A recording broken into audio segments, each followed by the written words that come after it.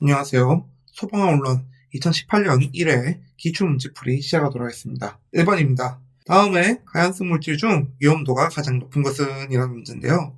위험도는 워딩 그대로 얼마나 위험한지를 표시하는 것으로 식은 이렇습니다. H는 U 빼기 L, L입니다. 그래서 H는 위험도, U는 연소 상한계, L은 연소 하한계를 의미하고 있습니다. 그래서 문제는 수소, 에틸렌, 아세틸렌, 이산화탄소가 나와 있지만 각 값들을 구하는 것은 책을 통해서 확인하시면 될 것 같고요. 제일 높은 거 세 가지만 여러분들이 기억하면 될 것 같습니다. 첫 번째는 이산화탄소입니다. 이산화탄소가 소방 설비 기사에서 나오는 물질 중에는 가장 위험도가 높습니다. 두 번째는 아세틸렌입니다. 세 번째는 에테르. 보기 2번의 에틸렌과는 다른 성분입니다. 또는 같은 단어로 에테르라고 얘기를 합니다. 두 개는 같은 단어입니다. 24.26. 그래서 요 세 개를 외워주시면 될 것 같고요. 옆에 있는 숫자도 굳이 외울 필요는 없습니다. 외울 필요는 없고, 이산화탄소가 가장 높고, 두 번째는 아세틸렌, 세 번째는 에테르 또는 디에틸에테르라고 기억해 주시면 될 것 같습니다. 위험도 같은 경우에는 이제 가장 낮은 것은 따로 묻지 않고요. 값 또한 따로 묻지 않습니다. 가장 높은 것만 묻고 있기 때문에 이 세 개를 외워주면 될 것 같고요. 세 개 다 있으면 이산화탄소가 가장 높고, 이산화탄소가 없을 때는 아세틸렌이 가장 높고, 이산화탄소 아세틸렌이 없을 때는 에테르 또는 디에틸에테르가 가장 높다는 거 기억해주면 될 것 같습니다. 그래, 문제로 돌아가서 보기를 보면 수소, 에틸렌, 아세틸렌, 이산화탄소가 있습니다. 답은 4번입니다. 그러므로 이산화탄소가 없으면 아세틸렌이 가장 높은 게 되겠지만 이산화탄소가 있기 때문에 이산화탄소로 선택해 주시면 될 것 같습니다. 다시 한 번 더 이 문제에 대해서 얘기를 해주자면, 물질의 연소 상한계와 U와 연소 하한계를 다 알고 있어야지 풀 수 있는 문제지만, 기사 같은 경우에는 효율적으로 공부하기 위해서 가장 높은 거 3개, 값도 기억할 필요 없습니다. 높은 거 3개만 순서대로 외워주시면 될 것 같습니다. 다음 4번이고요. 다음 문제로 넘어가도록 하겠습니다. 3번입니다. 영도시 1ATM 상태에서 부탄 10호HC 1몰을 완전 연소시키기 위한 필요한 산소의 몰수는? 이라는 문제이고요. 부탄에 완전 연소시키기 위해 필요한 산소의 몰수를 알기 위해서는 부탄이 산소와 어떤 화학식이 있는지를 확인해야 됩니다. 일단 부탄은 10호H10이고요. 그래서 어떻게 구하느냐? 10호H10 더하기 13O2는 8CO2 더하기 10H2O입니다. 이렇게 기억해 주시면 될 것 같고요. 사실 10호H10만 있더라도 구할 수 있는 공식은 있습니다. 석유류 쪽은 이제 탄소와 수소의 반응식으로 나타내는데요. 어떤 식이냐? 이렇게 나와 있으면 통은 이렇게 나오고 2가 나옵니다. 즉 여기서 보면 부탄 N은 4이고 M은 10이기 때문에 값을 그대로 넣어주면 4분의 4 더하기 라고 계산을 했을 경우 6.5가 나오죠. 이렇게 풀어도 되고요. 이게 두 번째 방법이고, 첫 번째 방법은 그냥 화학식을 기억해서 부탄 같은 경우는 부탄 2몰에 산소 13몰이기 때문에 간단하게 부탄 1몰은 절반인 6.5몰 이렇게 기억해 주셔도 될 것 같습니다. 부탄으로 여는 경우에는 부탄만 적용이 가능하지만 두 번째 식으로 였을 경우에는 모든 식에 적용이 되기 때문에 선생님은 두 번째 방법을 더 추천은 하고 있습니다. 그렇기 때문에 답은 양쪽 다 6.5가 나오죠. 그래서 답은 4번 6.5로 풀면 될 것 같습니다. 4번입니다. 다음 그림에서 목조 건물의 표준 화재 온도 시간 곡선으로 오른 것은? 이라고 나와 있는데요. 우선 목조 건물의 표준 화재 온도 시간 곡선이라고 있습니다.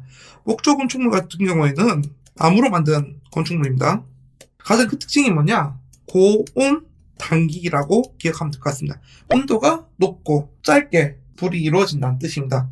그래서 온도는 높고 시간은 짧게 이루어지는 것, 순식간에 빠르게 올라가고 빠르게 내려가는 그래프를 생각한다면 A를 보면 알 수 있죠. 빠르게 온도가 고온으로 치솟고 빠르게 온도가 내려가는, 빠르게 소강이 되는. 그래서 답은 1번 A가 목조 건물의 표준 화재 온도 시간 곡선으로 적합합니다. 반드시 목조 건축물은 고온 단기형이라는 거 반드시 기억해 줄 수 있도록 합니다. 다음 문제로 넘어가도록 하겠습니다. 5번입니다. 포소화 약제가 갖추어야 할 조건이 아닌 것은 이라는 문제고요. 보기를 보면서 얘기를 해보겠습니다. 1번, 부착성이 있을 거. 네, 맞는 얘기입니다. 부착성이 뭐냐? 잘 달라붙는 것을 얘기하겠죠.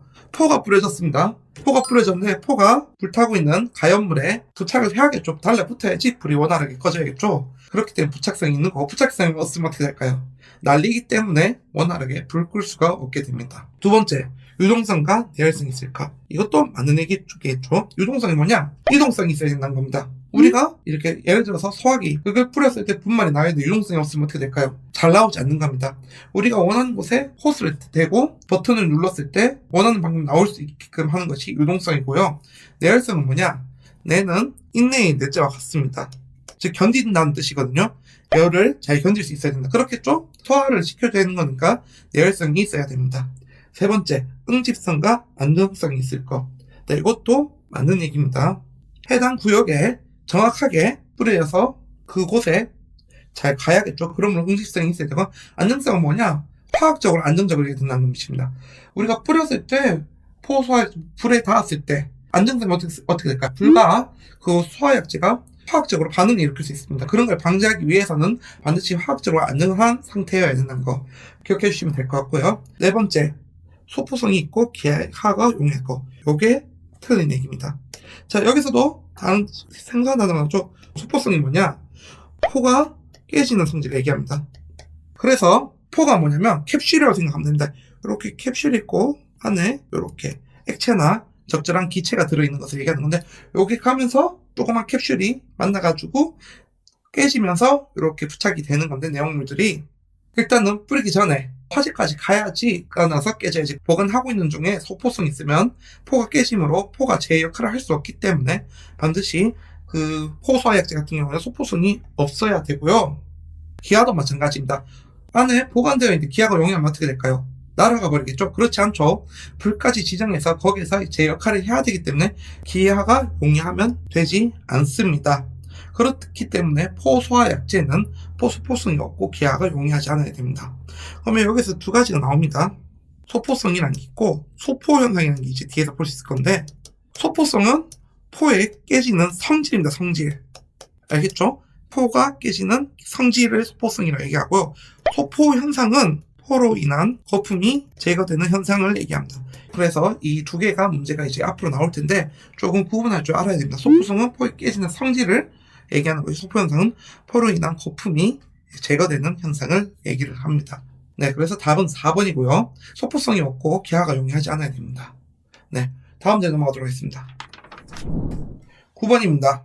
MOC, Minimum Oxygen Concentration. 최소 산소 농도가 가장 작은 물질은 이라는 문제고요. 자, 최저 또는 최소 산소 농도 같은 얘기입니다. 라고 얘기를 하는데요. 물질이 연소하는데 필요한 최소한의 산소 농도를 MOC라고 얘기를 하고요. MOC 공식은 물질 1몰 연소에 필요한 산소 몰수 곱하기 연소 하한계로 나타냅니다. 그래서 각 값들은 사실 다 지금 책에서 주어져 있으니 확인하면 될 것 같고요.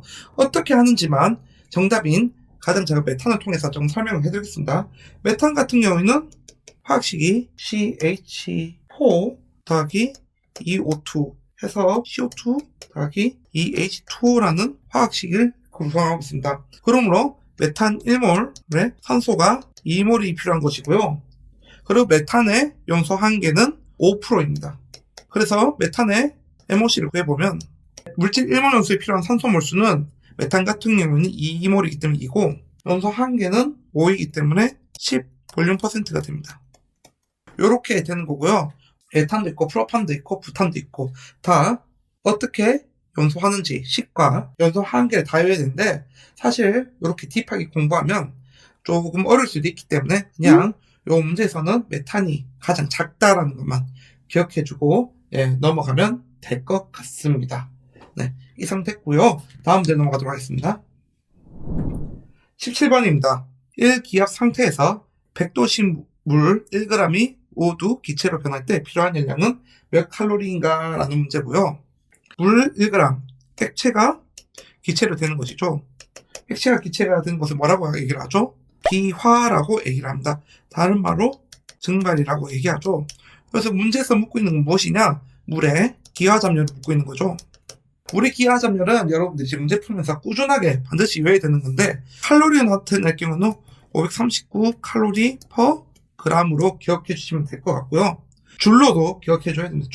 줄은 2255 줄 퍼 g입니다. 둘 중에 하나만 기억해서 곱하기 4.2 1줄에 4.2 칼로리이기 때문에 곱하기 4.2 해도 대략 비슷한 값으로 나오기 때문에 한 개 값만 외워줘도 될 것 같습니다.